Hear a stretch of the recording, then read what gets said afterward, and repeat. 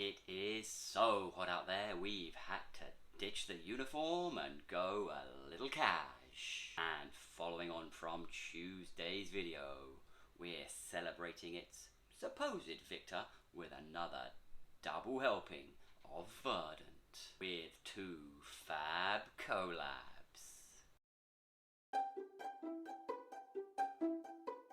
First up, we feature Manchester's Track as we put our brains to work with a little Pie PA, pushing the boundaries of New England IPA brewing with an elevated ABV and malt bill, coupled with a very full water profile, has allowed us to hop this to dipper levels using the Eclipse, the Moteca, and the Strata. Expect huge dank citrus of lime, orange, and grapefruit, with some weedy vibes for those good times. Now, I don't know about yourselves, but my maths is pretty damn awful. But if Verdant and Track is what equals pi, then I might have to get studying a little harder. And of course, I couldn't even begin to make mathematical references without giving a shout out to the genius of the crew. The man with more PhDs than I've got brain cells. Kicking back in the fatherland. Today we raise a glass to you, my good friend.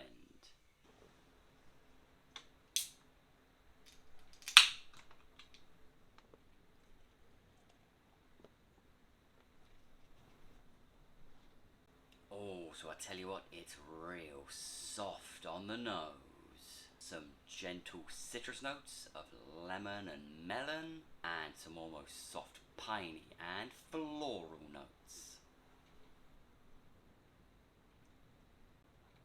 There are some sweet tropical notes, some stone fruit and berries in there also.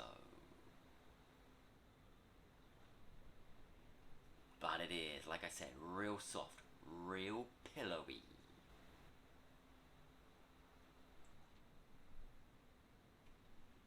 So it is quite herbal, it's quite floral up top. There is a noticeable citrus note of lemon right up there too. And both those notes really hold strong as they get down into the middles, where they only embolden, as they're joined by a subtle piney note, along with some slightly peppery notes and a real lick of melon. They claim it's a real New Englander, but I gotta admit, there is not a whole lot of tropical or sweetness to it so far. It's definitely got West Coast vibes.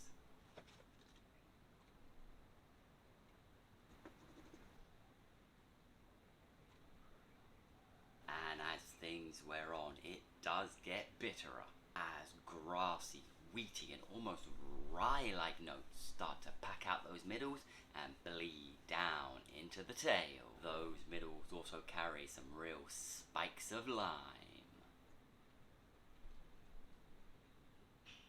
And although a subtle creamy apricot is trying to break through up top, it is a real bitter treat. And there are some tickling floral notes and some subtle black tea right in the back of the mouth too. But they too blend into that grassy citrus finish, and it does leave an almost dried fruit note in the mouth. It almost feels like a boozy fruit cake.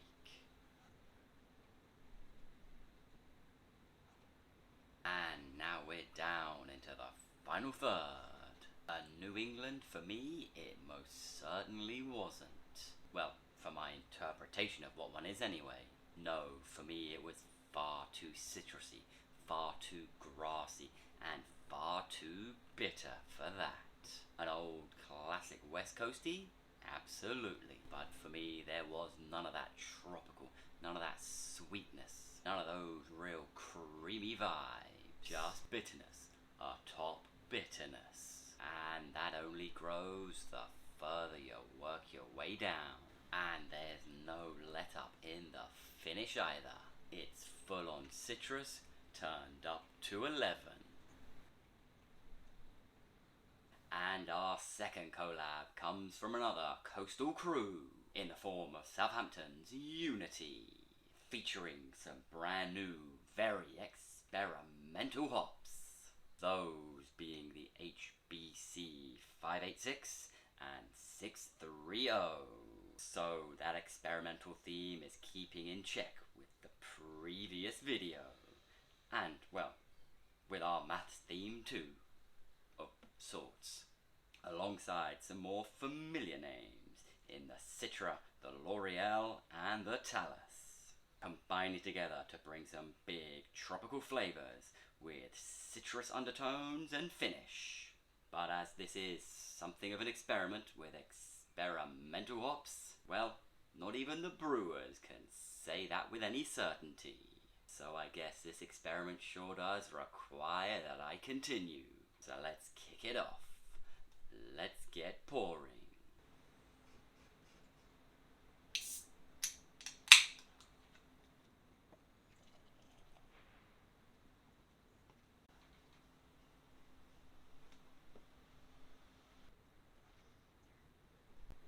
Oh, okay, now that is quite interesting. It's almost like tropical sherbet. It's almost like a sour pineapple sweet. But there is a real noticeable citrus note bubbling away just in behind.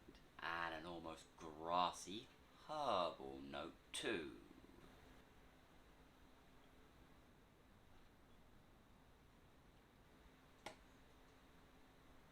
So it is real sweet right up top. Pineapple and berries really at the fore. And there's a note of passion fruit or maybe even pomegranate bubbling away in there too. And there are some subtle notes of peaches and cream. There are some subtle citrus notes and a real soft bitterness to help balance it out. And as you can see, it does have a reasonably good level of carbonation that does add a sugary, tangy fizz. Now we are starting to pick up some strange and quite interesting, nettily warming herbal notes in those middles now. But it does remain very berry-like, very tropical, very, very bag of sweets-like. And now we're down into the final third. An experimental brew this most certainly was. It was somewhere between a fruity beer, a sour, and a tropical IPA. Sweetness, tropical fruit, berry-like notes, with a beautiful little tang to it. And as things wear on, it only gets wackier, as it does build into what can only be described as a full-on pack of sweets. But before you get too used to it, it develops a growing herbal, nettly bite that leaves a little tickle on the tongue.